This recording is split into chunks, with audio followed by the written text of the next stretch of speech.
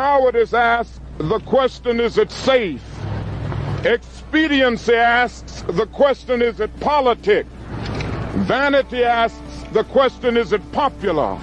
But conscience asks, the question, is it right? And there comes a time when one must take a position that is neither safe, nor politic, nor popular, but he must do it because conscience tells him it is right. Every time our country stands in the path of danger, an instinct seems to summon her finest first, those who truly understand her. When freedom shivers in the cold shadow of true peril, it's always the patriots who first hear the call. When loss of liberty is looming, as it is now, the siren sounds first in the hearts of freedom's vanguard.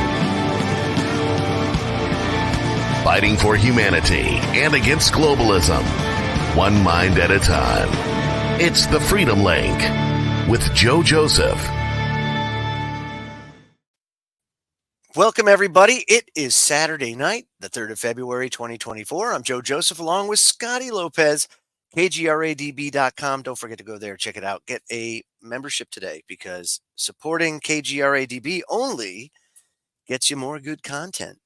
Content like the true crime stuff, Sasquatch, cryptoids, everything. Yeah. I love me some cryptoids. Cryptoids. The Chitahuri, perhaps. Ooh, the Chitahuri. Oh, man, you want to talk about an interesting rabbit hole of and all of that, boy. Now that's what. Yeah, you're right. That's a rabbit hole for sure. Okay, so I want to start off. The world is getting extremely. I say getting, but it's been for a while. It's nuts, man. It's upside down. The United States, in particular, is like. I truly believe Sodom and Gomorrah couldn't shake a stick at what we are today. I think that they were. Oh, wow. There's no way, dude. No way could they have been more twisted than we are in this country right now. And it's even to the point now where they don't. When I say they, the control freaks, the powers that shouldn't be, they are the ones that are making this a self-inflicted crisis. None of this crap has to happen, right? But it's happening through, the migrants coming up.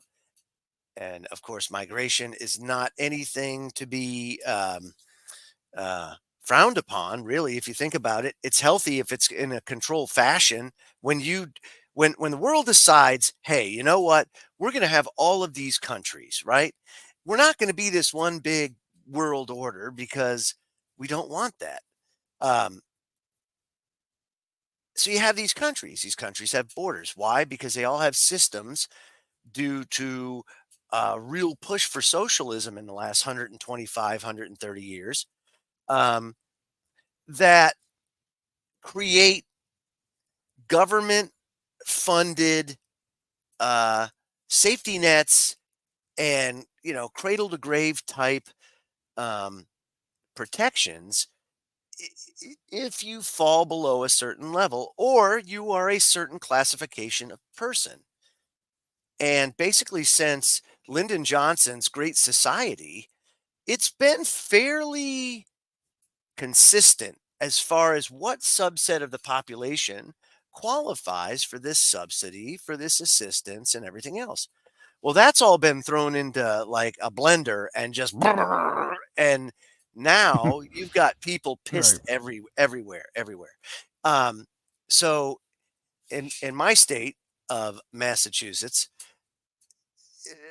the governor here, first of all, Maura Healey is not, nor should she have ever risen to this position. She aspired to it and had run before and was beaten. Typically, people like her like to make politics a career. And when they do that, it's because they have this idea that they know what's best for you. And I've always felt that way. Like if you're choosing politics as a career, I don't know, first of all, how anybody does that, Scotty. That is has to be the most terrible environment to have to be in, operate it. It's like living in Mordor constantly. Like, Right. why would you want to do that? You want to talk about like jumping into the belly of the beast and then being completely, surrounded by that Ugh. sort I of mean, that's why you don't really have men and women of honor in Washington and in the state houses. and They say they do, and they are, but they're and not. it used to be people would enter politics or public service, because they actually wanted to try and help their constituents and help their local have Well, and maybe their it local starts people that have way. some representation. And Maybe yeah, it and it does. starts that way. And like I said, it used to be like that, but now much like the immigration crisis, right? The incentive of becoming a politician is much different than it used to be. And Right.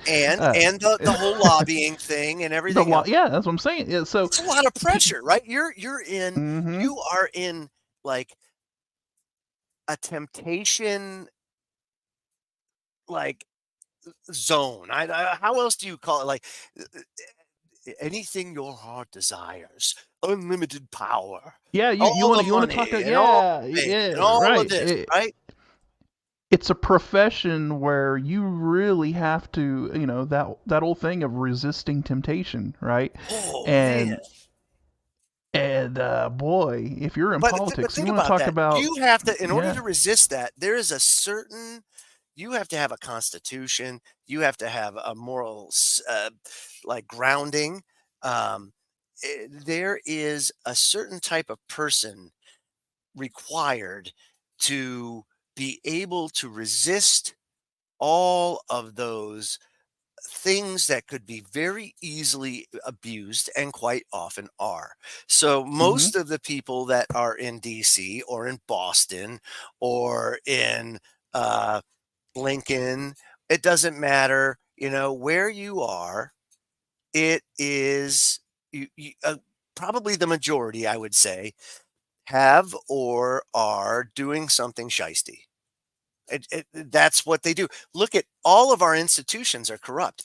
All of our administration, all of our like cabinet level And departments, corrupt, right? And a lot of this stuff has become so normalized that there are probably a lot of these people in there that don't even realize that they're really engaging in a lot of uh, I would say like corrupt activity or whatever, because it's the status quo there, and And it's not you know what I corrupt, mean? but it's not Yeah, corrupt because they know what's best for us. So because of right. that, it's not corrupt. Well, see, that's what's happening here in Massachusetts, right? So Massachusetts is one of, I think it's the only state in the Union, in the United States, that has a right to shelter law. So it's a right in Massachusetts to have shelter. Um, and it really puts a lot of pressure because in Massachusetts, I think there are 8 sanctuary cities. And those sanctuary cities, by the way, I'm not in one of them. And those sanctuary cities have had an influx of immigration from the buses sent from Texas up here because they were very vocal prior to all of this happening that, oh, that it's not illegal. It's all this stuff. Everybody has a right to this, that, and everything else. Okay. To the point where, they're allowing illegal immigrants to vote in some elections in Massachusetts. Um, I think they can get licenses, whatever. What really, really started to piss people off was Governor Healy decided that because the emergency shelter system is now full and there's a waiting list, and they have more people coming in, and they've had to temporarily shelter them at Logan Airport, and you can't do that, she decided that it would be best to go into Roxbury. And if anybody knows Massachusetts, you know that Roxbury is a very heavy minority population, huge minority population there.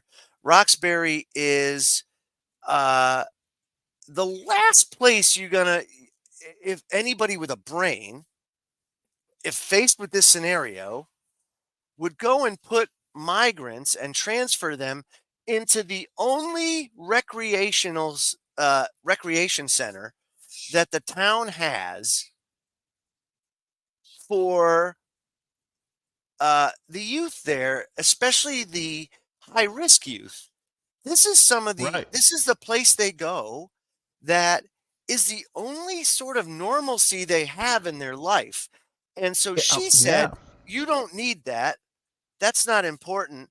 You need to make a sacrifice for these people because, that don't pay taxes, that haven't paid into the system. And so here's the crux of the problem, Scotty, is that you have these, I don't even know what you call these people that are making these decisions. And listen to this. This is what she said. She said that uh, we're here today because we really don't have a choice. This is what she said. As you know, families continue to come into this country, continue to come into Massachusetts, and we're here because we need to make sure we have a place for people to go safely. So why not Wesley, Mass? You know, why not some of the nicer places Mm, that have right. multiple rec centers where the youth aren't at such a high risk for falling astray, with going bad, going bad. They get a safe place to go a couple times a week to give their life some sense of normalcy, right? And so we've seen this now many times, Scotty. I can't help but this is some sort of strategic move on their part to foment more chaos, to foment more hostility, to foment more anger. How can you see it any else or any other way than that? Because why would you take away the Molina A. Cass recreational complex from those that need it most instead of putting them? How about you put them in the governor's mansion? How about you move back home into your house if you have one and put the migrants in the governor's mansion? How about you do Well, that?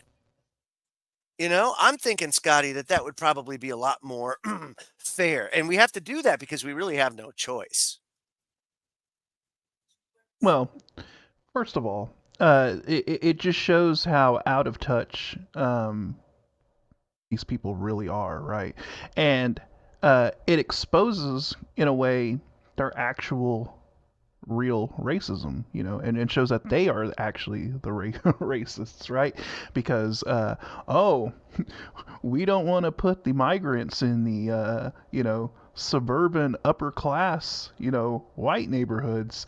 We could put the migrants, down with the lower class, impoverished black folk, right?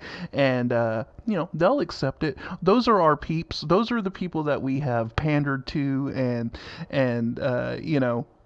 given a bunch of lip service over all of the years, how, we're here for you and we're going to help you and we're going to help your situation and all of that stuff. And it's always been a given. They've always taken it for granted that that was a voting block that they had locked in, and that they were going to have that demographic with them all the way, right? I don't get it. And so now, when they pull this stuff, they realize, oh, maybe the African American community, there's a little pushback on this because for a elitist Democrat, uh, bleeding heart liberal or whatever, there's no difference between a migrant from South America and an impoverished black person living, in the ghetto. They're all minorities. We can all throw them together, and they just expect them all to just play patty cake and get along with each other because hey, they all have something in common. They all have brown skin. They're all darker I'll tell you complexion. what. I'll They're tell all you what. marginalized. So It's not. There's a big it disconnect there. shows. Yes, it shows that they're completely out of touch and they're completely disconnected from the reality of the situation. So, And going. Okay, go ahead. Because well, I I know want we to got bring this up. a So, comment. Chris DiPerno, Yeah, yeah, right to shelter is for mass residents. I think that was the intention, but it's being used inappropriately. And right. in this case, They're the emergency shelter system, the state of Massachusetts has 7,500 um, capacity they're for using it their in a way that emergency it was shelter. not intended And for. so that capacity has shifted to illegal Right. immigrants. And Mm-hmm. because of that, residents of Massachusetts that have fallen on hard times don't have that opportunity now. They're on a waiting list. How does that happen?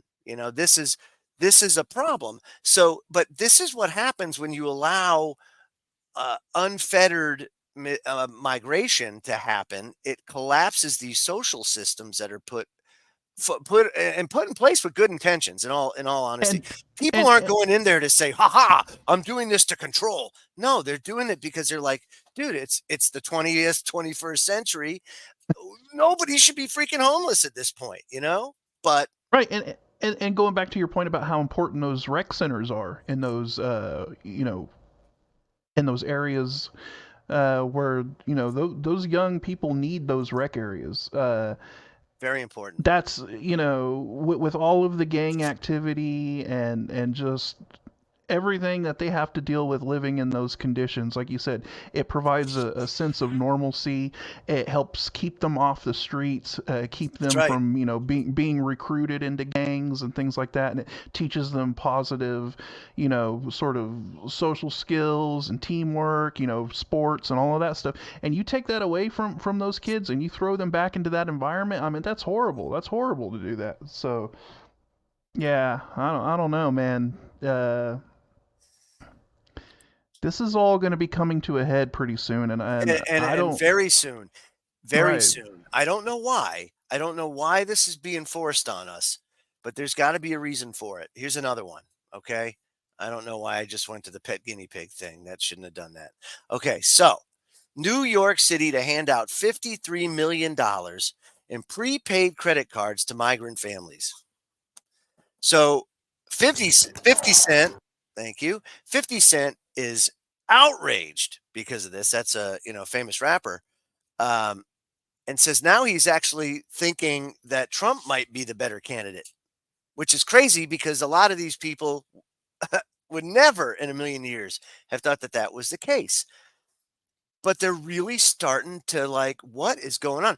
Quite frankly, I don't think um, while Trump would be, uh, I'd say, preferable to Biden, I don't exactly know what that. It's like you have a shit sandwich here, and you have a shit sandwich here, and what do you got? A right. shit sandwich. It doesn't matter. It's like and it's always that way. These elections, they don't matter. The leaders are elected, or they're selected. They're not elected. If you get to the presidency, it's because they want you in there for whatever But reason. the crazy thing is though, is that regardless, I mean, I don't see any other president other than Trump that actually tried to do something for the African No, I American think I community. think he You know what got I I mean? think he Like, got I think he right. got through. I think he was the one that got through, like that punched through, and that wasn't who they wanted, which is why of course they kept him and continue this day to keep him bogged down in litigation and all sorts of crazy stuff because they know they're debaucherous themselves, right? And they know what they have. All of these people have a lot of money, they have a lot of power, and they abuse it, just like Trump, who through the years had a lot of power, had a lot of money, and he abused it. And they all do it. So they all know the character, and they all know that they can attack each other and do that at any time. But Trump is just being uh, basically trounced on because he got through once, and they don't want him to get through again. The establishment wants to control. I mean, if they're in there, if they're established, they want to maintain it. And that's the way it is. So get this. So $53 million. That's right. It says here they're going to launch a pilot program. Mind you, they're already talking about having to cut social programs, after school programs, 5 to 10% cut across the board to all city departments because of the migration inflow. And now they're going to give away $53 million in prepaid cards to migrant families housed in hotels, $1,000 a pop. $1,000 a Wow. pop. Says not only What will about this all provide, those? Well, I was gonna right? say, what about all those impoverished, all of those Yeah. What impoverished about the African people Americans across New York City, right? Thank you very much. It's like, why aren't we dealing with the problem we have now? What are we doing? You got to Right. send these people back to where they came and say, look it, if you want to come to the United States, there's a process. There's a legal process you follow. You go and you take care of it. You do that. If they're making it to the Northeast, I'm going to tell you what, you're getting a lot of the people that are escaping either the violence in their area because it's very heavy and violence between the cartels and the governments, or they're criminals themselves escaping their countries.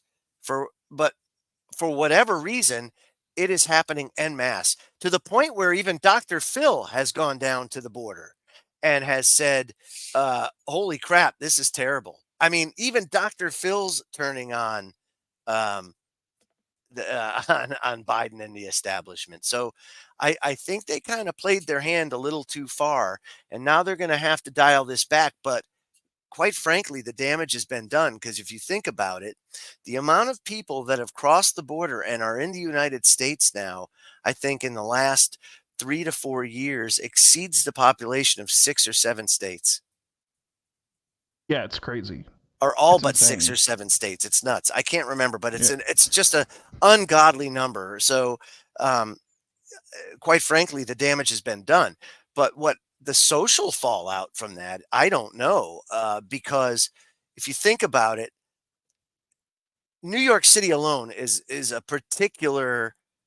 It feels it more acute than any other community, in my humble opinion, just because of how diverse it is. Um, if you've ever been or lived in New York City, you'll know that what makes it so special is its culture and the diversity and the rich culture of it all, and all the people there is what really made it strong for so many years. But what these policies do now is it drives people against each other. It's pitting people against each other because now you have people that have not are not even citizens and are taking resources away from those that would normally be in line to get it. Now they can't get it. So then, in New York City, guess what? Low income families, we can't give you your turkeys that you've been getting for the last 50 years because the migrants took them all. You see what I mean? It's like, oh, and that's going to be like, and then you got $1,000 prepaid credit cards going to migrants, $53 million. Meanwhile, they're cutting after school programs, they're cutting child care, they're cutting trash pickups, you name it, everything's being dialed back. I Why? wonder how long it's gonna be before we start seeing, uh, more regular and increased incidents of attacks on migrants, and then retaliation attacks, in I don't return, know. and I then don't know. this is how you start fomenting, like, the migrants are gonna feel like that they need to protect themselves, so they're gonna start forming gangs, right? uh to protect their migrant communities, or whatever, and then you're gonna have rival gangs, and all. This is a setup, like you said, for a clash, uh a cultural clash, if you will. Oh yeah, totally, dude. And And then it could bad. spill over into some pretty bad stuff. So, Well, what you I know, worry about is all of these people that came over the border. How many of them are operatives? Right. So exactly. that's the Hmm. problem. And you can have the most vast intelligence complex, and believe me, we have one. Well, we don't, but the powers that shouldn't be, they do. Um, and I'm telling you, they have a vast network that at any point in time could be activated for any sort of reason. And I mean, it's game over. And that's the only Yeah, and way the United States could be defeated. It has to be defeated from within because a power coming to try and conquer the United States would only solidify the population, unify it, and then you're done because you'll never, ever be able to overcome the resistance. No different than the United States or Soviet Union couldn't in Afghanistan. It's the same situation, only on a much bigger scale. So um, I'm telling you, man, that's crazy. But I want to also show you why leaders are selected. let me And ask you a like I said, question, Joe. yeah, sure. So, but honestly, Trump was Yeah, the one that got through. yeah, And I right. He don't was. even like the guy, but you know what? It is what it is. He got You through. have to call it. Yeah, you have to call a spade a spade. He was the only one that actually tried to do something for the Yep, African American community and tried to that's right. help them and tried to try to do some prison reform and all of that stuff. But here, let me ask you this question, Joe. Do you think it would be easier for a country to invade us when most of our population is, let's just say, it's nationalistic sort of unification, let's just say, like our pride in our country, right? Of unifying and all that. You know, it's diluted now, Well, right? of course it is. Of course it is. You have a increasing number of immigrants flooding in that might not feel a allegiance to this country, right? It's very And true, and or would and possibly work against us, you yes, know? Not exactly. that, and And that's not to say of course, I'm not anti-immigrant or anything else. I'm just saying right, right. that the probability is there, They don't have a sense of national pride right? that, Therefore, they don't have skin in the an game. American, right? They don't have skin in the game. And you take that and you overlay it on top of the fact that just the general population here, our own citizens, have been demoralized and have Right. been taught to hate their own country. Mhm. So if there is an invading force or something like that, I mean, it does make you wonder how many people really would kind of like just go, do they really have a sense of unification anymore in order to fight off something like that? Or like you said, is there a lot of people that just don't have skin in the game and just kind of sit on the fence and maybe decide, well, the invaders look like they might be winning, so I might just go ahead and jump ship to that No, side. You know what I mean? because they already have everybody's here. And they're already Right. doing it, right? So they don't have to. Right. That's what I'm saying is that they Huh? figured it out. There's no way they're Hmm. gonna take it from the outside, so they take it from the inside. That's how they Taken do from it. the inside. Yeah. So, but get this. Here's another great example of how uh, things are orchestrated. So here's Nikki Haley, right? And everybody's like, "Well, why does she continue to run? Why does she continue to do this?" Because she's being told to. Because very powerful people are telling her not to drop out. That's exactly why that's happening. And to show you just how manufactured this whole thing is and the narrative of this election, here you have a post by Nikki Haley. Americans want choice in this election, not a rerun. I'm overwhelmed by all the kind words. We'll keep working hard to make you proud. And here you go, right? You got these like, oh, look at this. This is very nice, like, oh, look at that. Yeah, yeah, because that was written. Yeah, okay. And then over here, what's wrong with this picture? Oh, please don't give up your fight in a world that's become crazy with strife. We need a level headed conservative leader to navigate us through the insanity. Oh, Michael B. Michael B. He didn't send his email yet, Michael B. How did she get Michael B's email before Michael B even sent it? Nikki, how'd you do Oh, that? Whoops. Whoops. whoops. So Matt Walsh, of course, chimed in right afterwards and said, "Wow, those are really inspiring messages. Hey, I just received this fan mail today. It's so great to be appreciated." Look at no subject, but John Smith wrote, "Dear Matt, you're the smartest and most greatest person who's ever lived. Thank you for being amazing." Yeah. And of course, Matt Walsh is like OCD when it comes to grammar. So that would never, right. Okay. All I'm telling you is all manufactured. Does that mean that she doesn't get letters? Oh, I'm sure she does, but that wasn't one of them. And she's putting it out there like she's getting all these letters and all this crap, but she's not. And they're making it look like she's more popular than she is, but she's not.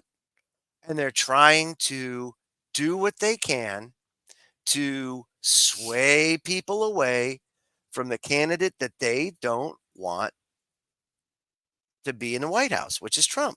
They will take anybody but him at this point. And she's the best shot they have now, And right? then they have the gall, like the nerve to actually look. They're like, is is Nikki Haley the third party candidate? And it's like, Oh, oh for God, crying out loud. did you really just try to play that card? No, but interestingly enough, um, RFK is seriously considering running with the Libertarian Party. Now, if he does that, that's Now interesting he's the because third party candidate if there was to be one, yeah, yeah, he that would would be be one very that would be could throw a wrench in the works. However, um, he's an interesting cat himself. Whereas I agree with him in a lot of different ways, I also disagree with him on a lot of things too. right, Which right, of right. course, He's which of course we can, and that's right. nice. We're never going to see eye to eye on everything. That's another problem that we have here in the United States is we've somehow lost this concept that we all don't have to agree on everything. Right. Matter of fact, We can agree to disagree agree to and move disagree on. and move Yeah. on. So I have no problem. If anything, I would support him more than anybody else, only because at least he's genuine. Um, Right.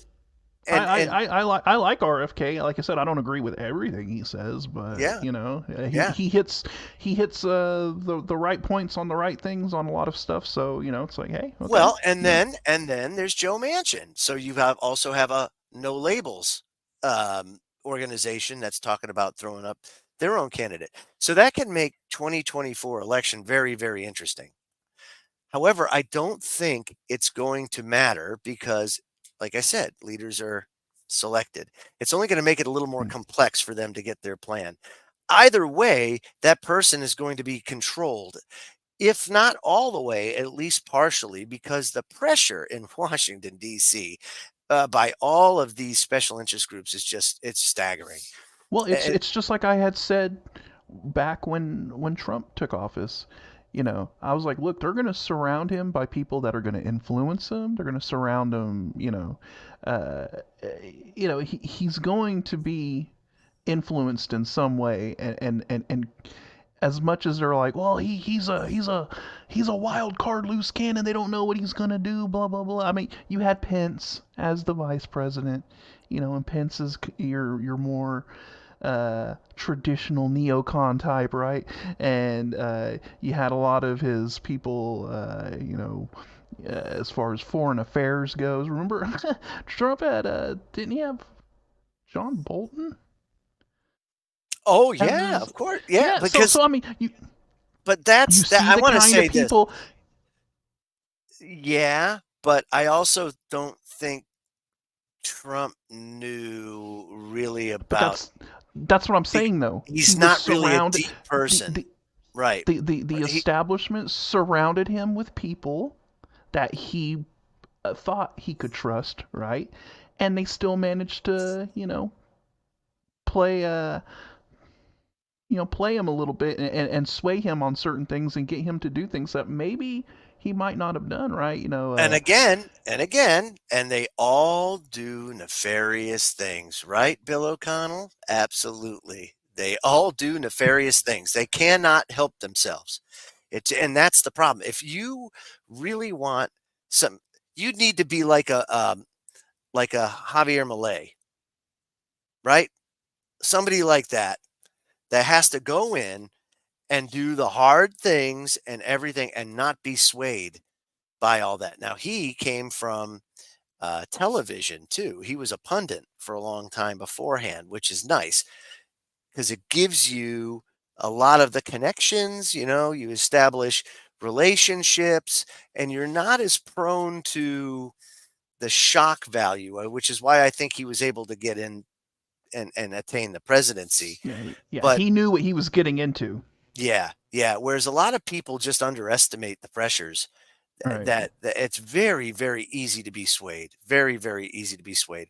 And quite frankly, if people were given the opportunity, and all of you out there, think about it, you know, how easy would it be to accept a very small bribe if you're justifying it in your head that what you're doing is going to be to the benefit of your family or whatever that you justify. You think about it, oh, that won't hurt. Oh, and then a little bit later, it just happens again. It happens again. And you make these compromises. You can't make compromises in DC like that. That's just not something that you can agree to disagree. I think we legislate way too much. Government's gotten way too involved in too many things. It was never meant to be a full-time job. You No. know, never meant to be a No. full-time job, but Mm. somehow it's morphed into that.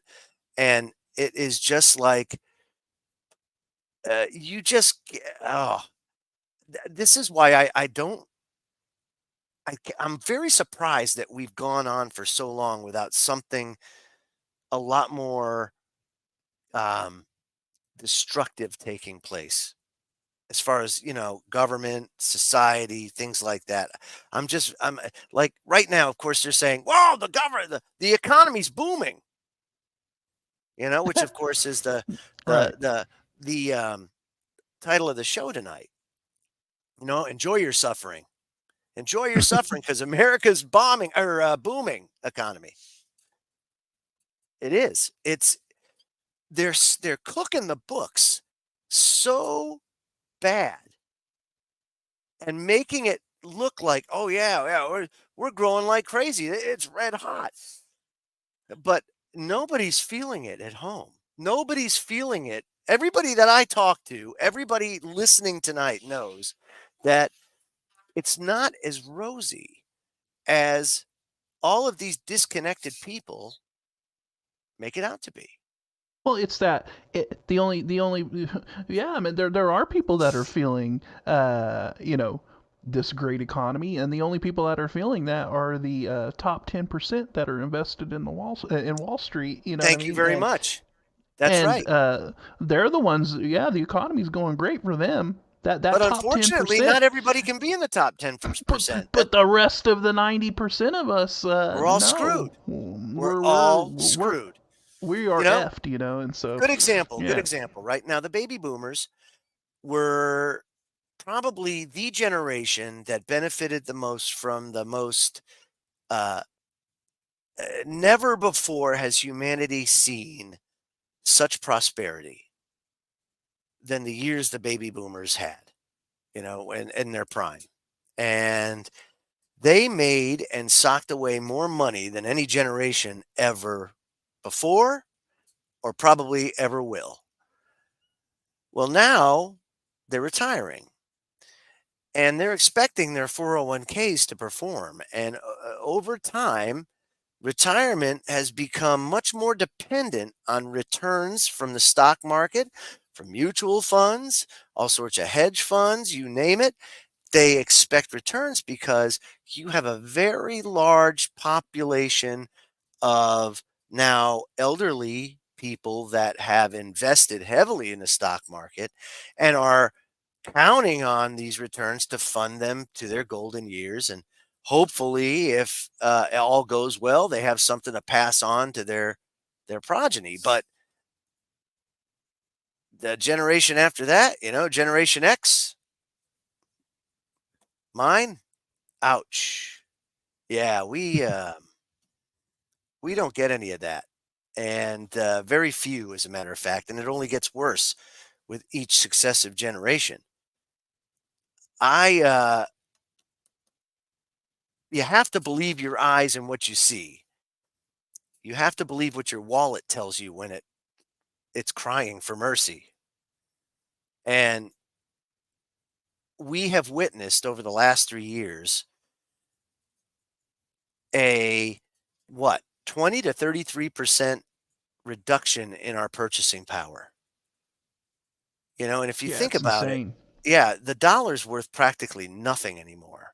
And I know everybody's like, a dollar's worth a dollar. Well, yeah, and it's not. That's the problem. Is that If you take a you dollar from 2024 and you go back to 1974, I guarantee that dollar is going to buy you a lot more. That's right. That's right. If you think about this, and I always use this as a great example. In 2015, the average wage for a Walmart cashier was, I think, $10.85 an hour.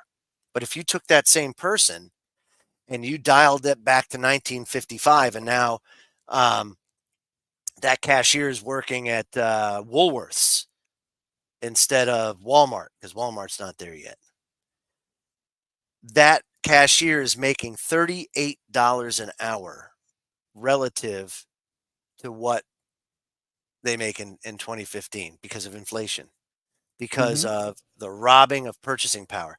That cashier could support their family on a cashier's income because they were making the equivalent of $38 an hour today back then. So that's what I mean. The dollar isn't worth near what it used to be.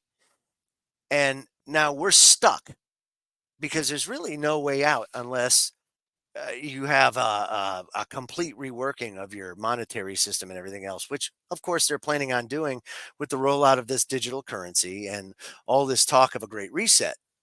But I mean, it's crazy. So I want to share this with you guys because this is another way that they cook the books so that you think, or they have the talking point to say that things are okay, that they're great, and we can't figure out why everybody's so miserable. But at home, you're miserable because you're just being buried by bills, by energy bills that are just they're atrocious. They're catastrophic for so many people. You got to have heat, you got to have electricity, you got to have water, but it costs you more and more. Over half of the country can't afford rent. It's nuts. As a matter of fact, Californians now have to start paying all of their arrears. I think all their arrear rent from the COVID um, legislation is now due. What are these people going to do? You think they're better off now than they were 4 years ago? No way. So this is great. Zero Hedge is one of my favorite sites. Inside the most ridiculous jobs report in recent history. Check this out. On the surface, it was a blockbuster jobs report, certainly one which nobody expected, which of course was a Four Sigma beat of the expectations. It says starting at the top, the BLS reported that in January, the U.S. unexpectedly added 353,000 jobs, the most since January 2023, when the print was 482,000 compared to 131,000. So double the consensus forecast of 185,000. So Wall Street said we expect 185,000 jobs to be created, and by golly, Joby went and made 353,000 jobs, right? So the headline data was stellar across the board, starting with unemployment, which again failed to rise, denying expectation from Sam's rule that a recession may have already started, all the way to average hourly earnings, which unexpectedly spiked from 4.1% to 4.5%, the highest since last September, and a slap in the face to the Fed's disinflation narrative. So they're saying that things are going down, but again, we feel it. No, inflation is still there, it's still persistent. Or it would be if one didn't think of checking how the average rose. Well, it turns out that since average hourly earnings is a fraction, it didn't just rise due to a jump in actual wages, But since it is earnings over a period of time, rose because the BLS decided to sharply slash the number of estimated hours that everybody was working from 34.3 to just 34.1, which may not sound like a lot until one realizes that the last time the work week was this low was when the economy was shut down during COVID.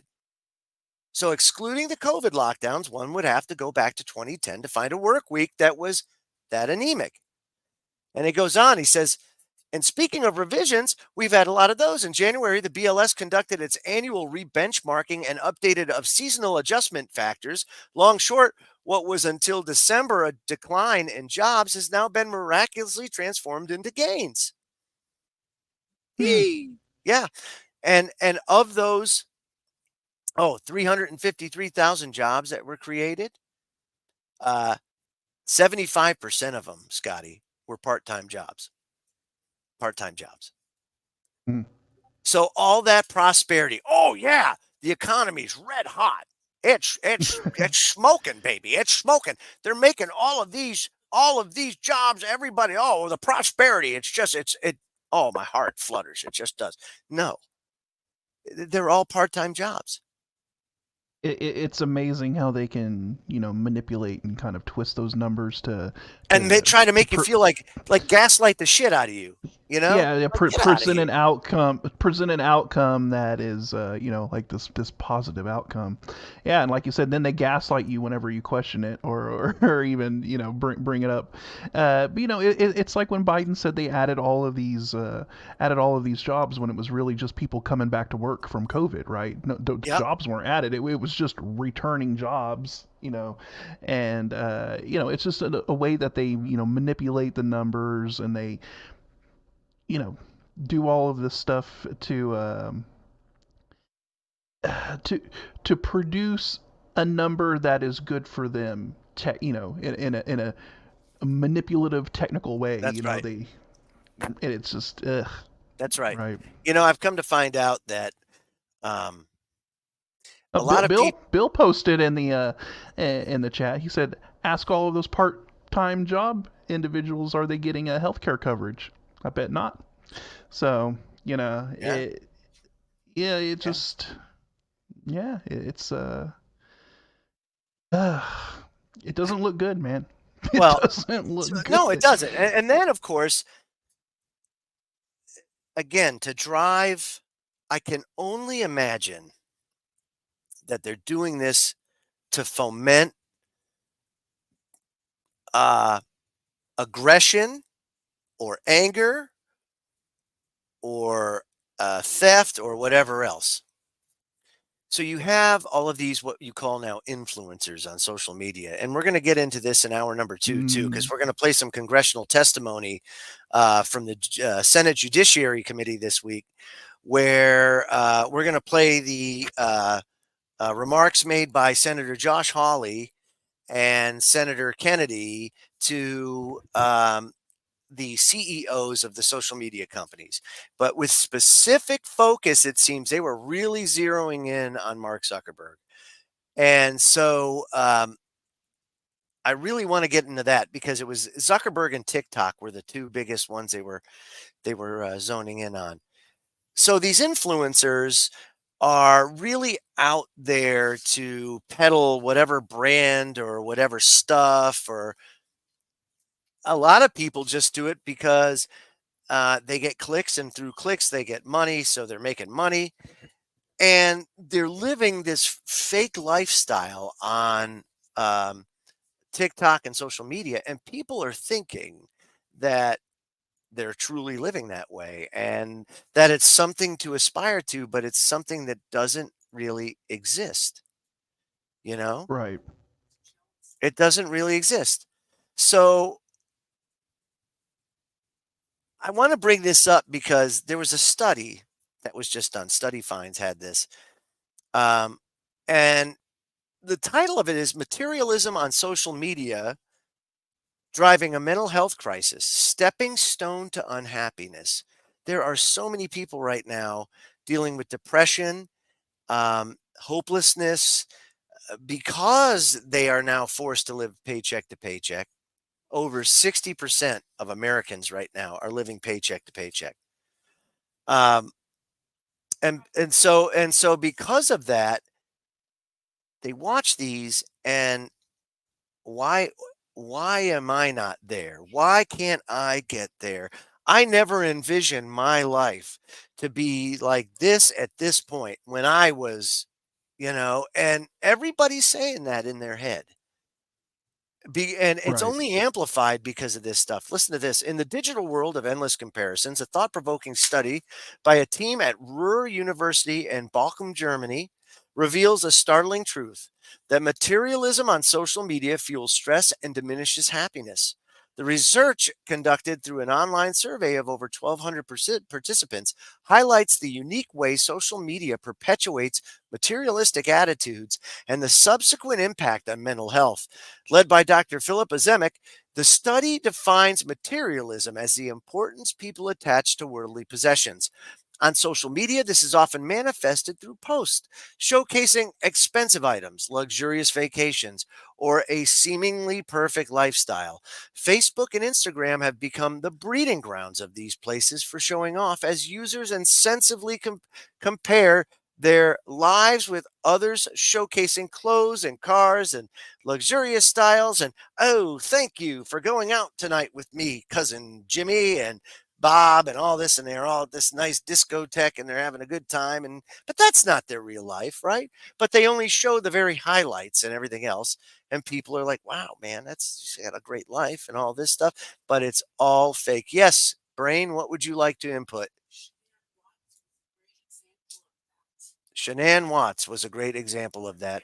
All of you true crime people out there that love true crime, the Shanann Watts story, something very interesting, where the husband leading a totally different life and everything else. It's just a crazy, oh, and then I don't even want to get into it because Right.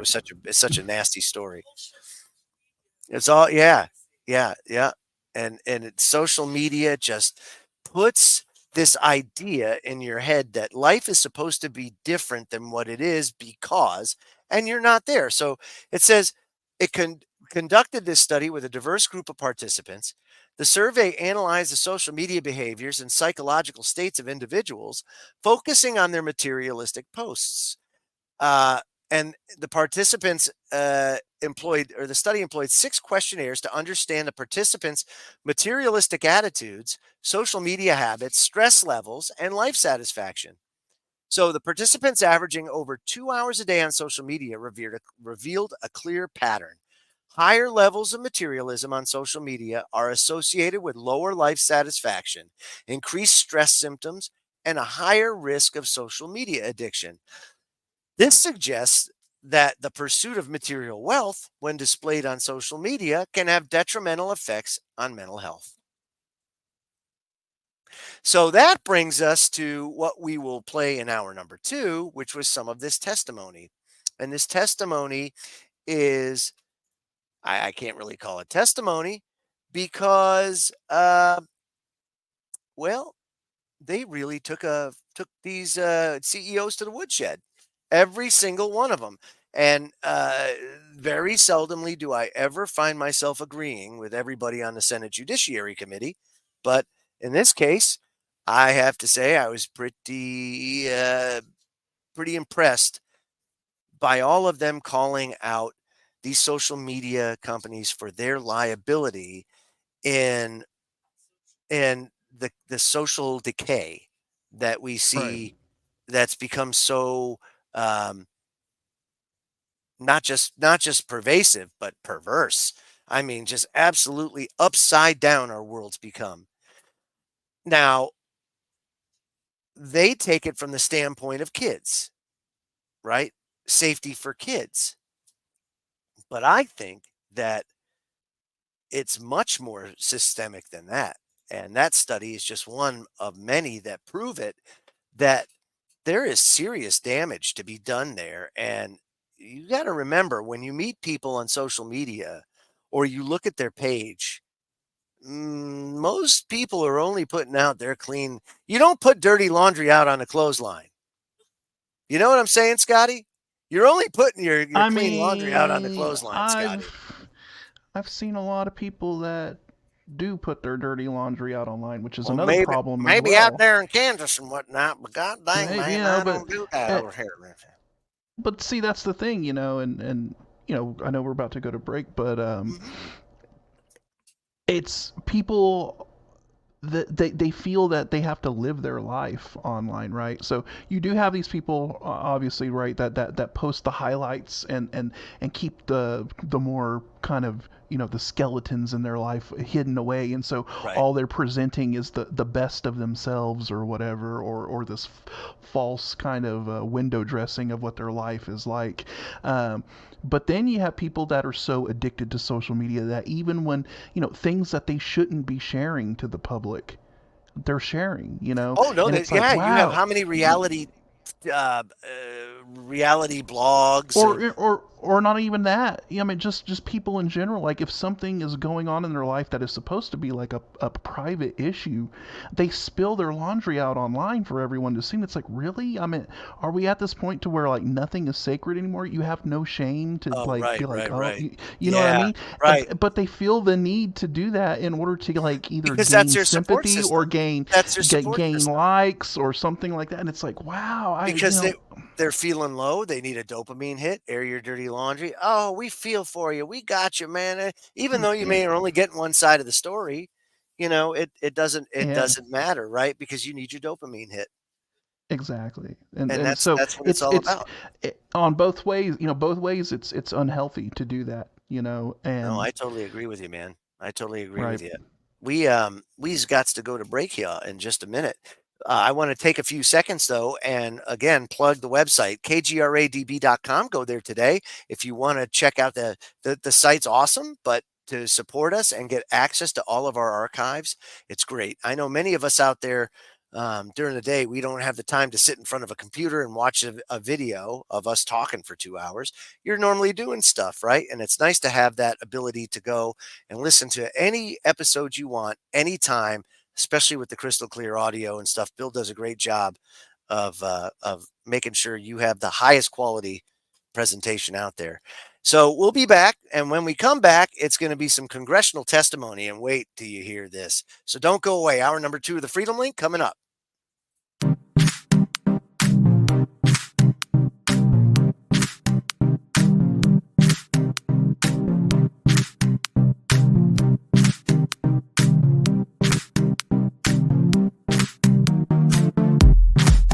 Hey members, the new KGRA DB app is now available on iOS and Android devices. Gain on-demand access to any KGRA DB programming. Download any show directly to your mobile device to listen or watch on the go. Go to the App Store and search KGRA DB. Did you know 75% of Americans are chronically dehydrated? If you struggle with focus, run low on energy, or when it's time to finally sleep, you simply can't, this can all be linked to dehydration, and Fuel Up has the answer. Our proprietary formula contains the finest cellular hydration with the strongest immune-enhancing natural ingredients. The Fuel Up system is made up of 3 different incredibly tasting varieties. Wake kickstarts your day with a jolt of caffeine. Play boosts focus while hydrating your cells. Rest not only helps you relax, but also rejuvenates your cells while you sleep. Here's what our clients have to say. I really don't miss my coffee, and you can tell the difference. So I'm going to take it for the energy. I'm going to take it for the play. I'm going to take it, all day. And it works. That's the thing. It works. We love it. Take the Fuel Up Challenge now, where we offer a Feel the Difference money-back guarantee. Fuel Up for life.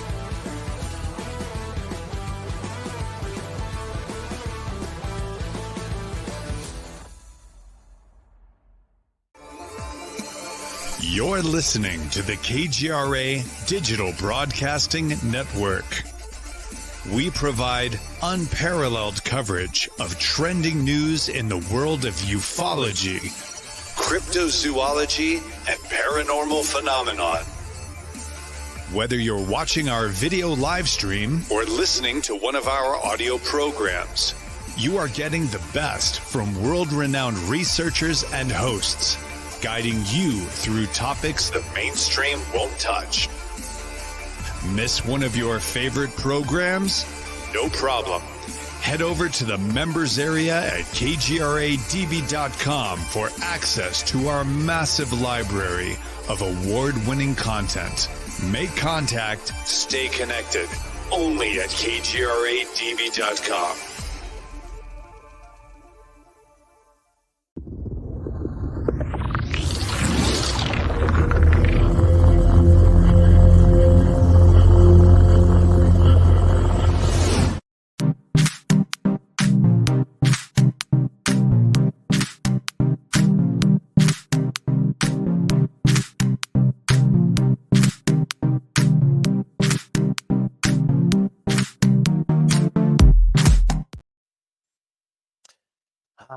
Hour number 2 of the Freedom Link here. Joe Joseph, Scotty Lopez, and that's a guy I don't normally agree with much. That's why we're not going to listen to him, because I don't like that guy. And he's wearing a Ukrainian flag thing. I hate that. Do you see that right there? Oh, boy. You want to talk about some propaganda? Yes. Some baloney? Some baloney? Yeah, some baloney. So check this out.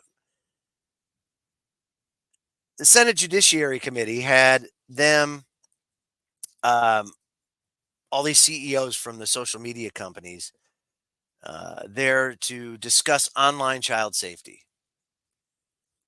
But, and quite frankly, I don't normally watch these, but they're really entertaining when these social media CEOs come, because there's such disdain for them, just because of the power they wield. I mean, these CEOs are the most powerful people in the world, hands down, without a doubt.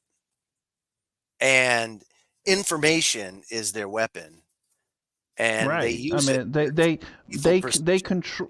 Yeah, they control the levers of digital information, right? I mean, you have, okay, of course, Twitter is where basically every news source goes now to get a story. They go to Twitter as sort of the raw feed of live breaking news, right? And then AP or whatever will pick up whatever is coming in on a Twitter feed. And then you have these you have like TikTok and you have Instagram, which controls, I would say, I mean, not only just information in general, but then they also kind of control the direction that like society and culture is going, as far as like upcoming trends and things that start to become like culturally relevant usually start on TikTok or Instagram. That's right. So they really have, kind of like you said, they have a grip kind of on the cultural and they have the algorithmic levers too, Yeah, and the information, flow. So they're very. But I want you to check this out. This is so I'll play the Hawley piece first section, and then we'll discuss that. Then we'll do the John Kennedy section. So here we go. Let's see if we can get okay, here we go. Thank you, Senator Blumenthal. We have a vote on, as Senator Cotton, have you voted on and Senator Hawley, you haven't voted yet. You're next. And I don't know how long the vote will be open, but I'll turn over to you. Thank you, Mr. Chairman. Mr. Zuckerberg, let me start with you. Did I hear you say in your opening statement that there's no link between mental health and social media use? Senator, what I said is I think it's important to look at the science. I know it's people widely talk about this as if that is something that's already been proven.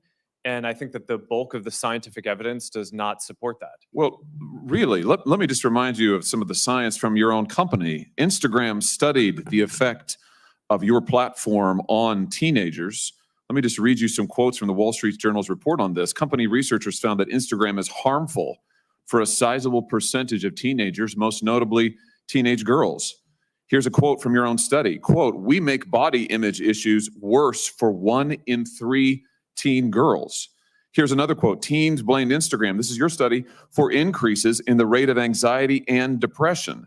This reaction was unprompted and consistent across all groups. That's your study.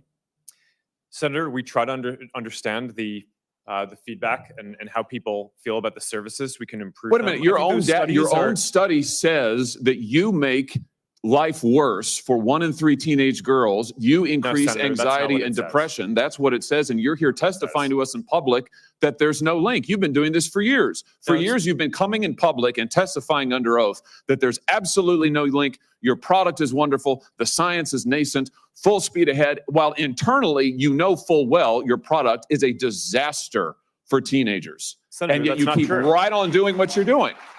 Right? That's not true. That's not true. Let me show you some other facts I know that you're familiar with. Wait a minute. That's not a question. That's not a question. Those are facts, Mr. Zuckerberg. That's not a question. Those aren't facts. Let me show you some more facts.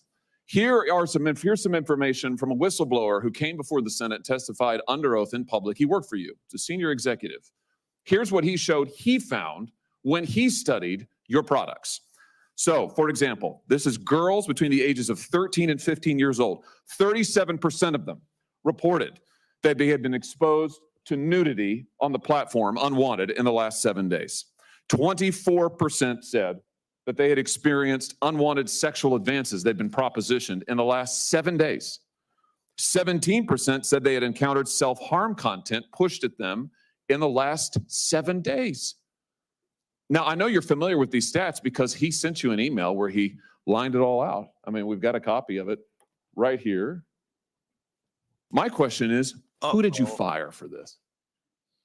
Who got fired because of that? Senator, we study all of this because it's important and we want to improve our services. Well, you just told me a second ago you studied it, that there was no linkage. Who did you fire? I said you mischaracterized. 37% of teenage girls between 13 and 15 were exposed to unwanted nudity in a week on Instagram. You knew about it. Who did you fire? Senator, this is why we're building all. Who did you fire? Tools. Senator, I don't think that's. Who did you fire? I'm not going to answer that. Because you didn't fire anybody, right? You didn't take any significant action. It's appropriate to talk about. It's not appropriate. HR decisions. Do you know who's sitting behind you? You've got families from across the nation whose children are either severely harmed or gone, and you don't think it's appropriate to talk about steps that you took? The fact that you didn't fire a single person? Let me ask you this. Have you compensated any of the victims? Sorry? Have you compensated any of the victims? These girls, have you compensated them? I don't believe so. Why not? Don't you think they deserve some compensation for what your platform has done? Help Senator, with counseling services, help with dealing with the issues that your services cause? Our job is to make sure that we build tools to help keep people safe. Are you going to compensate them? Senator, our job and what we take seriously is making sure that we build industry-leading tools to find harmful to content, make money, take it off the services, to make money, and to build tools that empower parents. So you didn't take any action. You didn't take any action. Senator. You didn't fire anybody. You haven't compensated a single victim. Let me ask you this. Let me ask you this. There's families of victims here today. Have you apologized to the victims? Would you like to do so now? Well, they're here. You're on national television. Would you like now to apologize to the victims who have been harmed by your product? Show them the pictures. Would you like to apologize for what you've done to these good people? I'm sorry for everything that you have all gone through. It's terrible. No one should have to go through the things that your families have suffered. And this is why we invest so much and are going to continue doing industry-leading efforts to make sure that no one has to go through the types of things that your families have had to suffer. You know, why, Mr. Zuckerberg, why should your company not be sued for this? Why is it that you can claim, you hide behind a liability shield, you can't be held accountable? Shouldn't you be held accountable personally? Will you take personal responsibility? Senator, I think I've already answered this. I mean, these Well, try this again. Will you take personal responsibility? Senator, I view my job and the job of our company as building the best tools that we can to keep our community safe. Well, you're failing at that. Well, Senator, we're doing an industry-leading effort. We build AI tools nonsense. Your product is killing people. Will you personally commit to compensating the victims? You're a billionaire. Will you commit to compensating the victims? Will you set up a compensation fund Senator, with your money? I think these are with your money. Senator, these are complicated Yes, no, that's not a complicated question, though. That's Senator, a yes or no. Will you set up a victims compensation fund with your money, the money you made on these families sitting behind you? Yes or no? Senator, I don't think that's My job is to Sounds make sure like that a we no. build good tools. My Sounds job like a is no. to make sure that Your job is to be responsible for what your company has done. You've made billions of dollars on the people sitting behind them. Are you here? You've done nothing to help them. You've done nothing to compensate them. You've done nothing to put it right. You could do so here today, and you should. You should, Mr. Zuckerberg. Before my time expires, Mr. Chu, let me just ask you, your platform, why should your platform not be banned in the United States of America? You are owned by a Chinese communist company or a company based in China. The editor-in-chief of your parent company is a Communist Party secretary. Your company has been surveilling Americans for years. According to leaked audio from more than 80 internal TikTok meetings, China-based employees of your company have repeatedly accessed non-public data of United States citizens. Your company has tracked journalists improperly gaining access to their IP addresses, user data, in an attempt to identify whether they're writing negative stories about you. Why should your platform is basically an espionage arm for the Chinese Communist Party? Why should you not be banned in the United States of America?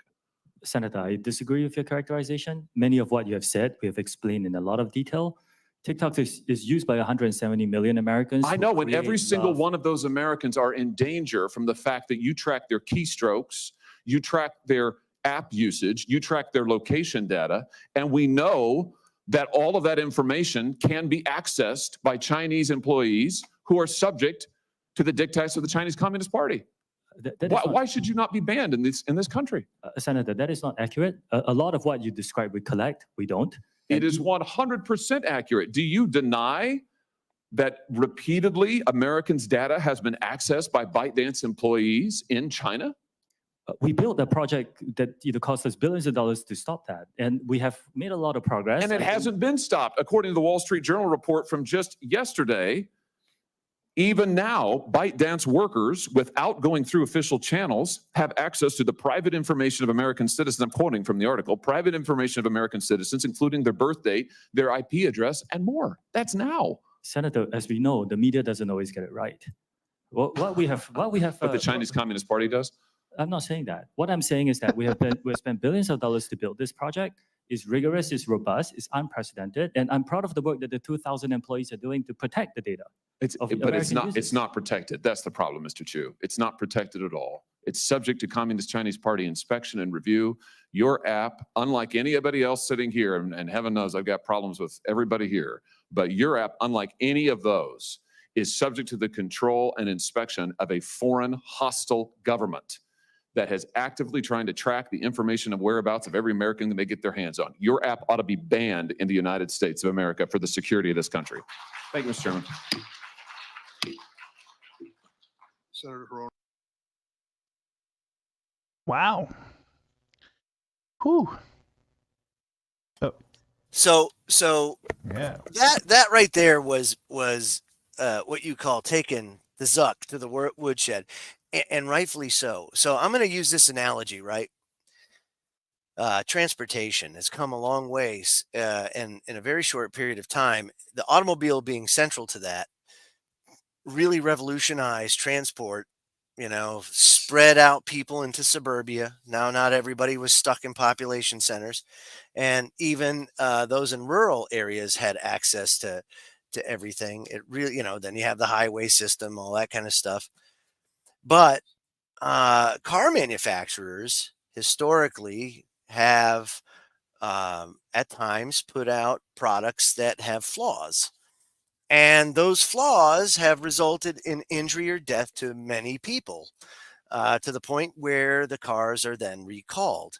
And when they're recalled, they're subject to, a big recall. All of the cars are brought in and they are repaired at the company's expense.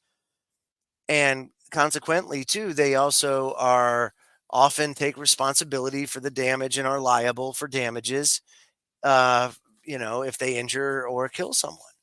Now, social media is not like that, right? So social media has done a lot to spread out the reach of everybody. Now, heck, we for years did Freaky Friday was an international show because, it was us here in the United States. It was Kevin and whistles in Scotland, and we did our thing, and it was great, and that was huge, and a lot of that has to do with the internet and social media.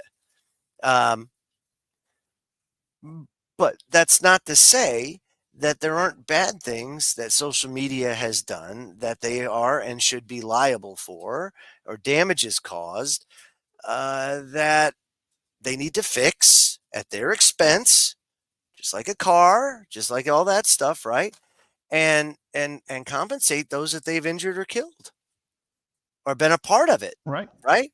I mean, it only makes sense, and that is as libertarian as libertarian gets. If your product is part of or complicit in the death of or injury of somebody, you share part of that liability. Let me use another analogy here, right? Say you have a company that is I don't know, like a food company or something, and they're producing a product, right? And there's an ingredient in it, let's just say, that causes the individual who eats said product to become addicted to said product, right? And that person ends up consuming that product. They become addicted to that product, and then in the end, let's just say this this hypothetical food product or whatever, it becomes fatal at a certain point if you consume too much of it. But yet there's an ingredient in it that is causing people to become addicted to it. And then all of a sudden, people are eating too much of this product and they're dying. And what are we going to do about it? Well, it's up to this company that is producing this product to pull it from the shelves, figure out what's going on. Why are people becoming addicted to this product? And first of all, they need to compensate the victims, and then they need to remove the ingredient from the product that is causing people to become addicted. They have to take these steps, just like you said, and just like we just saw in this hearing, right?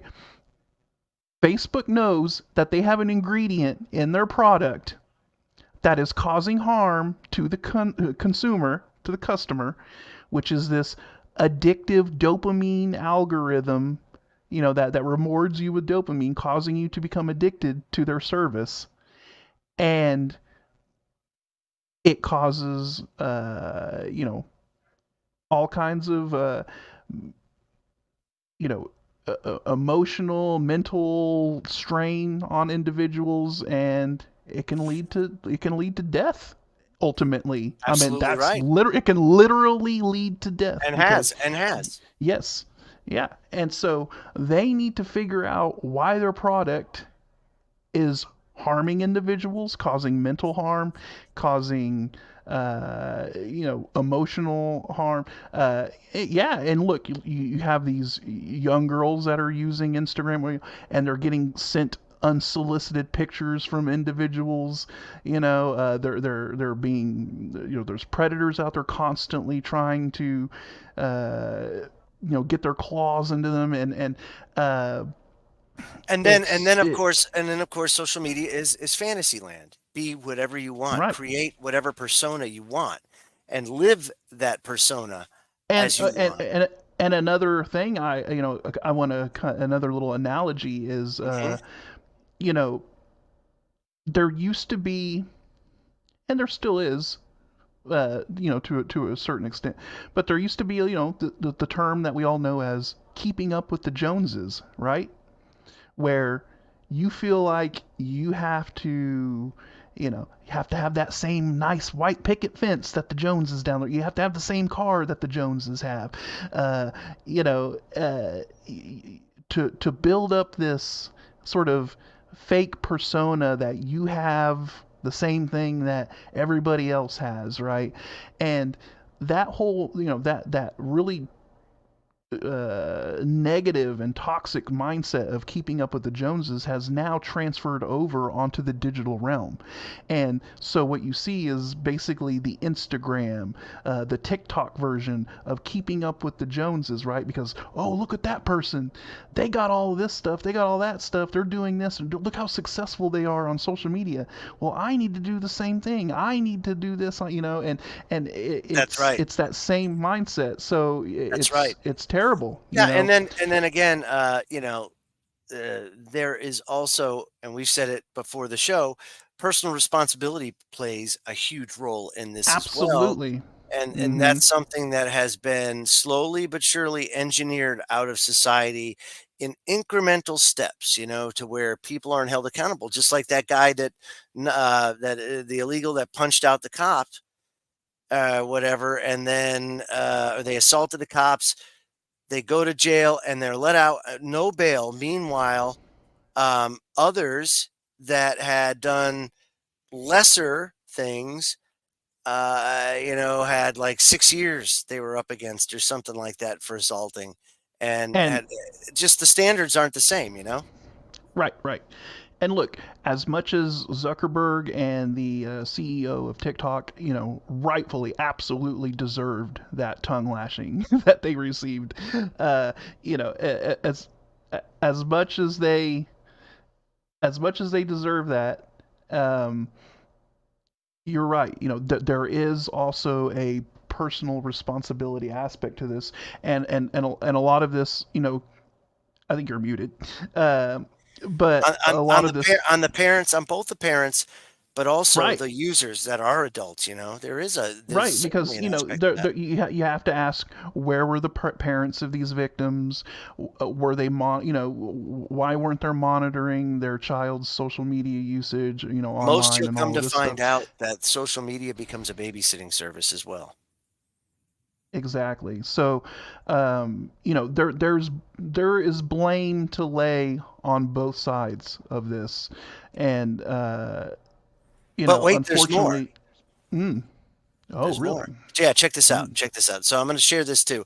So this is the second. I want to play this because John Kennedy is another guy that I like. He's a straight shooter, not a very partisan person, and if he is, he does it classfully. So check this out. Now, this is John Kennedy going after these guys. Thank you, Senator Padilla. Senator Kennedy. Thank you all for being here. Mr. Spiegel, I see you hiding down there. What does yada, yada, yada mean? I'm not familiar with the term, Senator. Very uncool. Can we agree that what you do, not what you say, what you do is what you believe and everything else is just cottage cheese? Yes, Senator. You agree with that? Speak up. Don't be shy.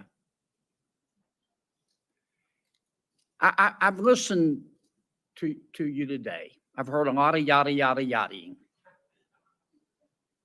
And I've heard you talk about the reforms you've made, and I appreciate them. And I've heard you talk about the reforms you're going to make. But I don't think you're going to solve the problem. I think Congress is going to have to help you. I think the reforms you're talking about to some extent are going to be like putting paint on rotten wood. And I'm not sure you're going to support this legislation. I'm not. The fact is that you and some of your internet colleagues who are not here are no longer, you're not companies, you're countries. You're very, very powerful.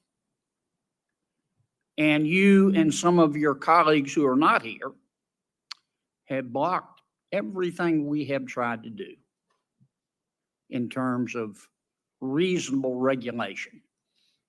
Everything from privacy to child exploitation. And in fact, we have a new definition of recession.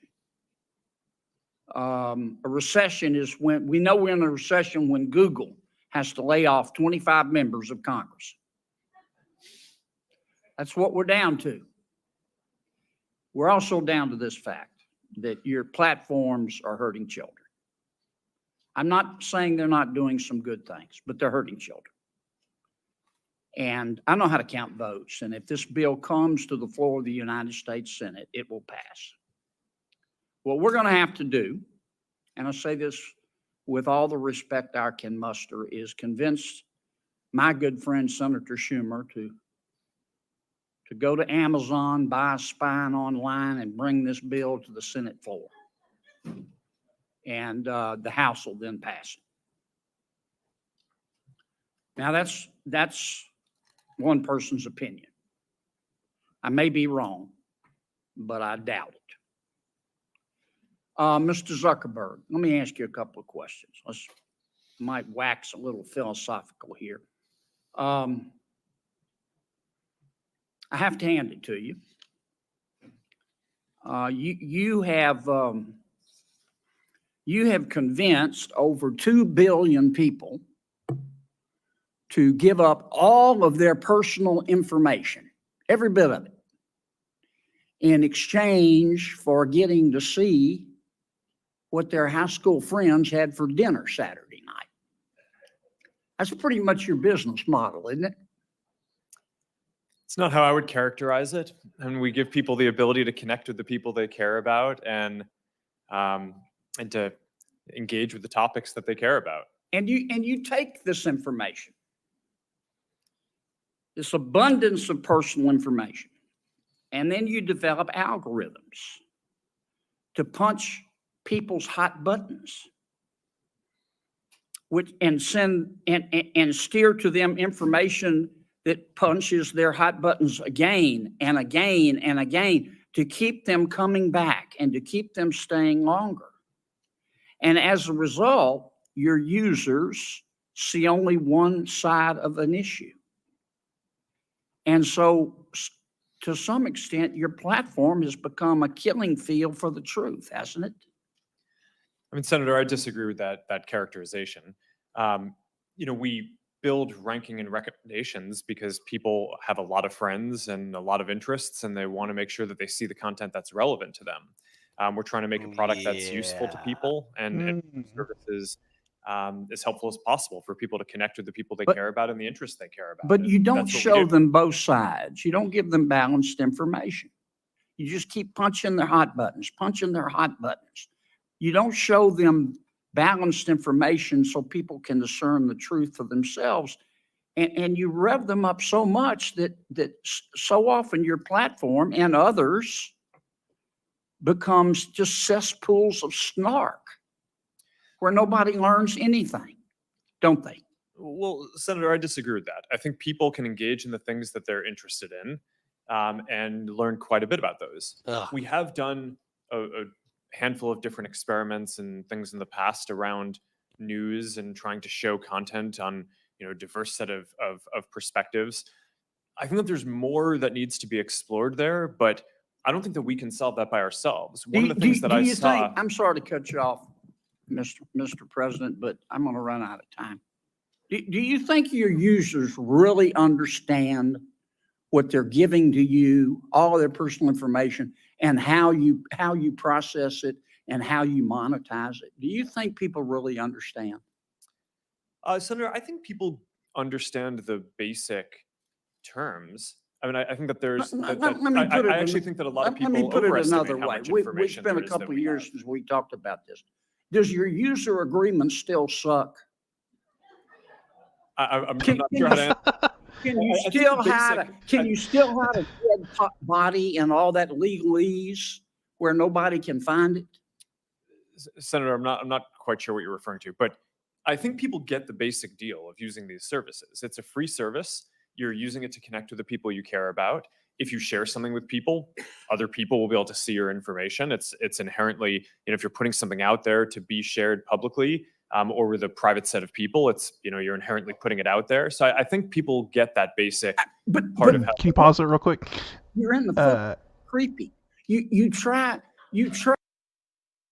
you know, what Kennedy, and I don't know if he's going to ask them this, but what what I would have done right there, I would have pinned the Zuck when he was like, "Hey, this is a free service," and they could. I would have immediately asked him, "Why is this service free? How do you make money?" Right, exactly. And then I would have forced him to, or tried to get him to, why is Facebook a free service? How is it that you can offer Facebook as a free service to everybody? And that's why What is Hawley your said bit? his main Yeah, purpose and priority was to make money. right. Yeah. What It's is through your the business allure of model? free. Right. It's through the How does allure the of free. business model work? Right, But right. but why do you need to pay with money? You don't. It's not free. You're paying with it your information, which is much Right. more valuable than money. And then Facebook. and then they take that and they transform it and transform it into money. They Right. do that. Facebook and Instagram are not the product. No. You are You're the the product. product. That's right. Right. That's absolutely right. I couldn't have said it any better, and I don't think anybody else Hmm. could have. Let's finish this thing. You track people who aren't even Facebook users. You track your own people, your own users who are your product, even when they're not on Facebook. I'm going to land this plane pretty quickly, Mr. Chairman. I mean, it's creepy. And I understand you make a lot of money doing it. But I just wonder if our technology is greater than our humanity. I mean, let me ask you this final question. Instagram is harmful to young people, isn't it? Senator, I disagree with that. That's not what the research shows on balance. That doesn't mean that individual people don't have issues and that there Oh aren't my things gosh. that That's we what I'm need saying. to It's do just so to disconnected. help provide the right tools for people. But across all of the research that we've done internally, I mean, the survey that the senator previously cited, there are 12 or 15 different categories of harm that we asked teens if they felt that Instagram made it worse or better. And across all of them, except for the one that Senator Hawley cited, more people said that using Instagram made I've the got to different land issues this that they plane, face Mr. Zuckerberg. either positive or. We just have to agree to disagree. If you believe that Instagram, I'm not saying it's intentional, but if you agree that if you think that Instagram is not hurting millions of our young people, particularly young teens, particularly young women, you shouldn't be driving. It is. Thanks. Senator Butler. Well. Oh, you're muted. The whole There we go. the whole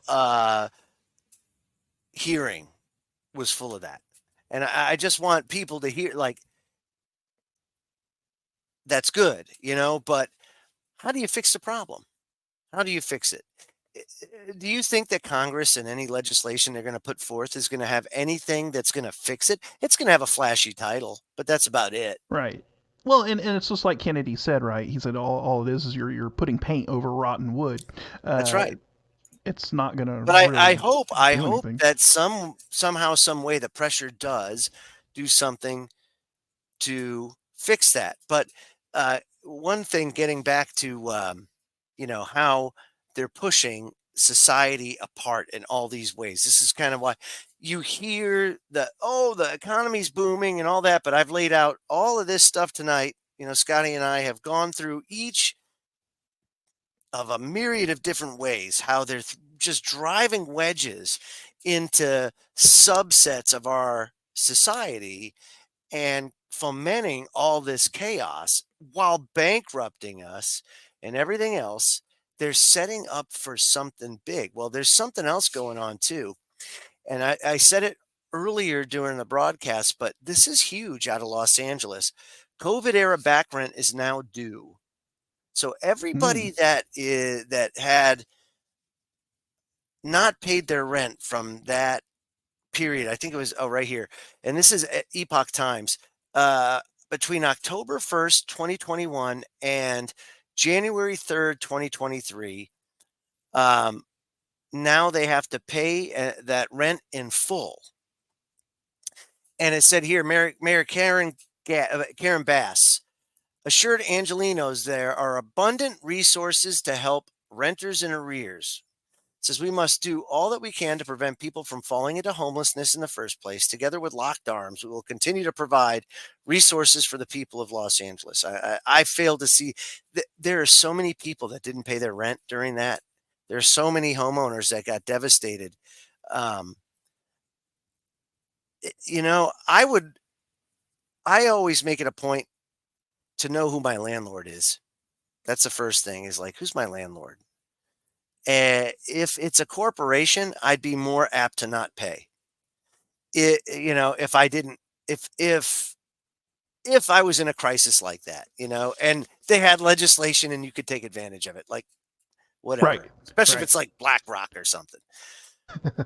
But if it's a person that's relying on that income for survival or whatever, then I would be more apt to feel like, no, that's not so good. Then that's just me personally. But a lot of people couldn't pay their rent because out in Los Angeles, that's a big area for entertainment, for services and things like that. And with everything shut down, a lot of people weren't working, so they couldn't pay. So according to the city's website, for renters who may lose their rental now if they don't pay back what's owed, the Los Angeles Housing Department can help direct them to city resources such as Stay Housed LA, which offers free legal services and encourages those affected to read their paperwork carefully of any 3-day eviction notices they receive and file an answer within 5 days to avoid eviction. Last week, the Los Angeles City Council voted to continue eviction protections for those who are approved for rent relief and are awaiting funds, with the latest round funded by voter-approved 2022 Measure ULA, which added a tax on home sales over $5 million to fund affordable housing and help prevent homelessness, totaling $30 million. So far, only $7.9 million has been distributed, according to media reports. So, there's 30 million available. That does not even scratch the surface, because Los Angeles landlords at this time are owed an estimated $898 million. And so there's a relief fund with 30 million. 898, 30 million, right? Okay. Talk about a little drop in the bucket. Looks like Skid Row's about to be getting a little bit bigger. Yep. Pretty soon. It says here, the Epoch Times, President Dan Yelkelson of the Apartment Association of Greater Los Angeles said, now that the deadline is here for those who owe back rent, there shouldn't be more eviction filings, as most tenants who owe have either moved or now negotiating with the landlord to settle their debt. He said, while a rise in evictions is also unlikely because owners are so financially strapped, the last thing they want to do is amass more legal fees or have to front those. They can't, and because Los Angeles tenants get free legal aid and their attorneys can fight at no cost, they can drag things out, right? And because they drag things out, so it creates an incentive for them not to evict them. That's right. Right. They're doing everything they can to make it as hard as possible to do that. But you see another wedge driven in society, and you look at all of these areas. These are acute things that are happening. Los Angeles has epic homelessness. Why? Because it's sunny and 70 year round. So why wouldn't you be homeless? And if you're going to be homeless, be it in LA, Right. That's where you want to do it. But that is just, it boggles my mind how people, it boggles my mind how these people on television, the president and everybody on down, just relentlessly gaslight us like we're crazy, right? Come on, man, you're crazy. we're prosperous, man. This is prosperous. Like, are you nuts? You know, you think a $500 gas bill is prosperous? Maybe I would be prosperous if I didn't have to pay so much for energy and rent and water and taxes and everything else and healthcare and you name it. I think a lot of people would be prosperous. I think a lot of people were prosperous when they didn't have to pay that much, you know? Right. But this is the world we live in now. And I think there's a lot of despair because we remember how it used to be. Those of us that were older, that grew up in the 70s and the 80s and even the 90s, it was a much better time, you know? And ever since 9/11, we've just seen an erosion of the cost of living, of the standard of living, of everything, of absolutely everything, and rights especially. You know, Military Commissions Act, Hey, the yay. Patriot Act. Very interesting how the rights got snatched first, right? Yeah, absolutely. Before the down kind of this economic downward spiral we're seeing ourselves go into, because you know, take the rights first, and then when the people decide that they want to try and push back against, you know, certain situations, it's going to be much harder for them to do so because those rights are no longer there, you know. And I want to quickly go through a Michael Snyder piece real quick because it's really cool, and then we'll get into the Saturday science citations, which is cool too. We'll always like to end the show with a little woo. So we'll get Right. into 8 signs that demonstrate how truly bizarre our society's really becoming. Of course, we know, everybody knows, you observe it, just how effing crazy it is, right? So Michael Snyder of the most important news.com, that's his latest site, says 8 signs that it's truly bizarre. Listen to this. His number 1 sign: facial recognition. Facial recognition technology is now being implemented on a widespread basis. The TSA official website is openly admitting that the TSA is starting to use facial scanning technology at airports nationwide. So, and they're going to be using a second generation credential authentication technology, or CAT2 scanners, as travelers enter the screening process. This technology assists transportation officers in verifying the authenticity of a traveler's ID credential, as well as their flight status and vetting status, and also, you know, matching their faces to their IDs and blah, blah, blah. And this is you. So that's why they tell you at the DMV and everything, don't smile. Well, guess what? Yeah, that's why. And number 2, the elite want to make national borders meaningless.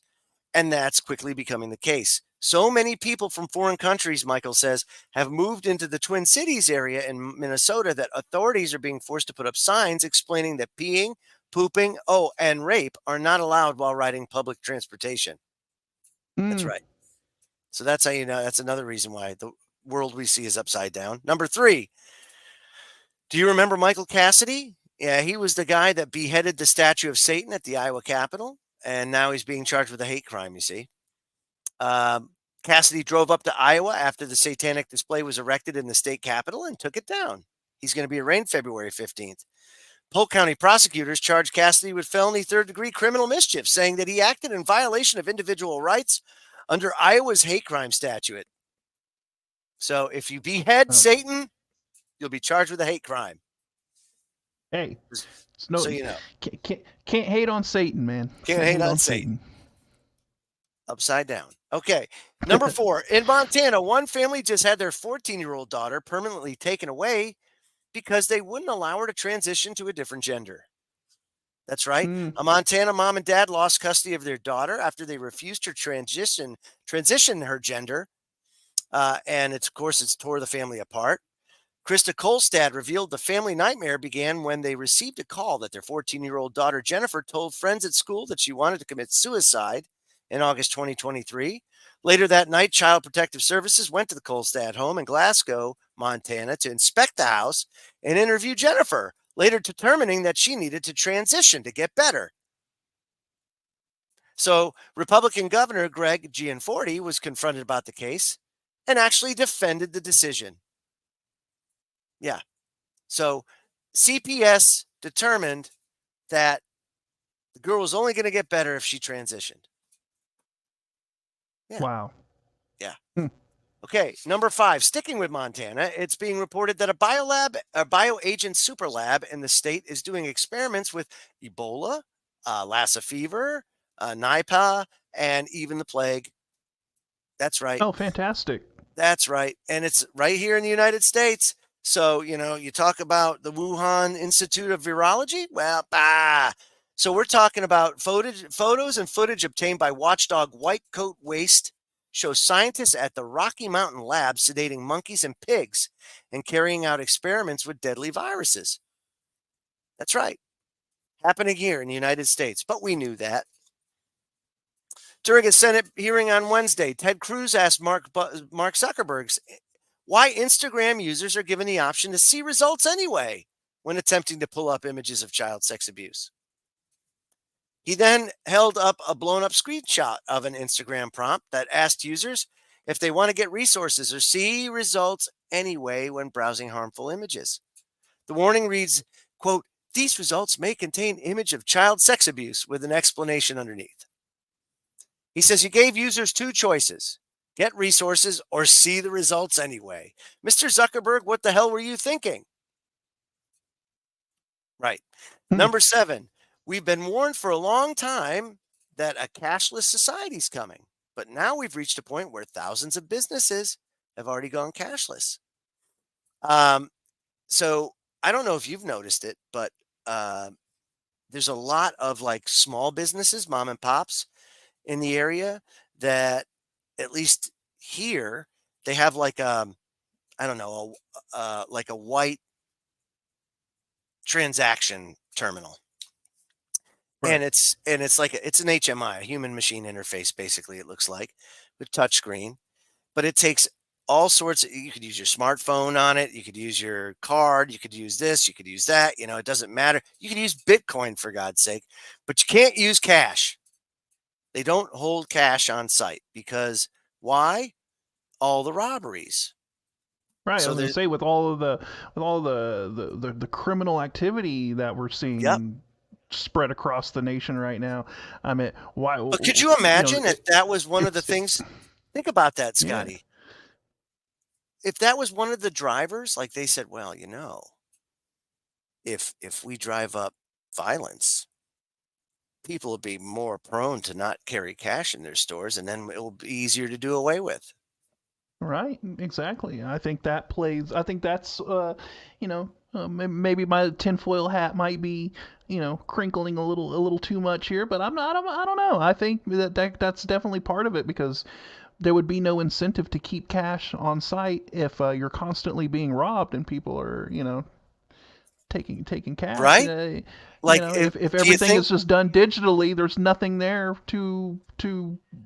for the criminals to think take, that, I mean, think about that. Like, okay, look, we'll just go ahead and we will promote lawlessness as much as humanly possible, so that when the time comes and people are so frustrated with it all, part of the solution will be, look, a lot of the problem is cash, because they can just go take the register. They could just go pull the ATM out. Well, if it's digital, then you can't steal it. It's not there. You can't take it, right? So, and then if we tie it to biometrics, then they would have to like poke your eye out or something like that to be able to take money out of or transfer anything or whatever. And that's not very practical. So, or I can definitely see this being used as an argument to go this route, and people will do it too because it's convenient, and then, like you said, they don't have to worry about. It's too bad they can't do that for like laundry detergent, digital laundry detergent, so people aren't walking out with carriages full of laundry detergent without paying for them. But I guess it even happened last week where the governor of California was in a store, like a CVS or a Walgreens or something, and he was on a Zoom call, as a matter of fact, and there was a guy that walked out and didn't pay. And he's like, "Hey, aren't you going to stop them?" They're like, "No, we can't because of the governor's stupid rules." And then they realized who they were talking to or something. It was crazy. But I was reading an article about it this week, and it's like everybody, no one's doing anything because they know it's pointless. No no bail, no this. They're not going to get arrested. Happens here in Massachusetts. They've really gone. They don't put gangbangers in jail anymore. But behead Satan, and you're in trouble. You're in big trouble. Finally, number 8, would you allow someone to put a computer chip in your head? Well, that's going to happen because we learned this week that the very first brain chip has been implanted in a human subject. And this is part of that Neuralink implant. Now, what this can do, this would be revolutionary, Scotty, if you think about it, for people like paralysis that can reestablish new pathways to get mobility. Huge. Controlling computers without needing a keyboard or anything else. Dude, can you imagine gaming just by right. No, I'm ready. I'm hey, if I see you with an antenna coming out of your skull, I'll know. Right. Yeah. If it increases my KD ratio on Call of Duty, then I'm down for it. Yep. No doubt. But no, it's cool. I mean, with all of this stuff, it's always the medical advancements and things like that we're going to see the benefits of it first. But then, down the road, as the technology becomes more ubiquitous and the technology, becomes more established, then that's where we're going to have to start worrying about, like, okay, well, the brain chip was good for the medical aspects, but now what's it going to start being used for? That's so it's always funny. A double-edged sword. Okay, so we got 4 minutes left. We're going to do quickly phys.org Saturday citations. So first one, there was a dog, a little puppy, 3 months old, had cancer in his jaw, right? And so they had to remove the jaw to make sure he was cancer-free. He ultimately was cancer-free. But what's interesting was when the dog's owner went back in a couple of weeks to have the dog checked out, of course, he went in to originally fix a cleft palate. They found cancer. They did a mandibular removal. He comes back a few weeks later, and Tyson the dog had spontaneously regenerated his lower left jawbone. Wow. Yeah. That's crazy. Yeah, so they attributed it to the amount of perosteum preserved during the surgery, the tissue containing blood vessels and the nerves that support the growth of the original mandible, and the fact that he was so young. So, I mean, that's pretty interesting. He grew his jawbone back. Didn't have teeth, had some imperfections, but grew it back. So that's pretty cool. That's cool. There was just enough there for it to take hold and regenerate. Yeah. Then we had University of Wisconsin-Madison went and first 3D printed brain tissue. Wow, that's kind of big. That's huge. We're going to be printing brains now. So like when we get the Neuralink and all this stuff, I think Musk came out this week and had said something like, we should be able to download our consciousness into a robot or body. And all I could think of was Black Mirror? The one where they had the stacks in their neck? Oh, man. Could you imagine? Like, oh, you don't have the money for a new body, so we're going to give you one off the scrap pile. And it ends up being like an old meth head. And you're like 7. That's crazy, man. But this could be interesting too, right? Like for people with brain degenerative disorders and stuff like that, they can maybe replace the tissue or something like that. But yeah. And Bill's telling me it's time. Yeah. It's time to go. 2 hours is come and gone. So we'll see you all next week. Thank you for supporting KGRADB.com and the Freedom Link. And have a good week, everybody. We'll see you later.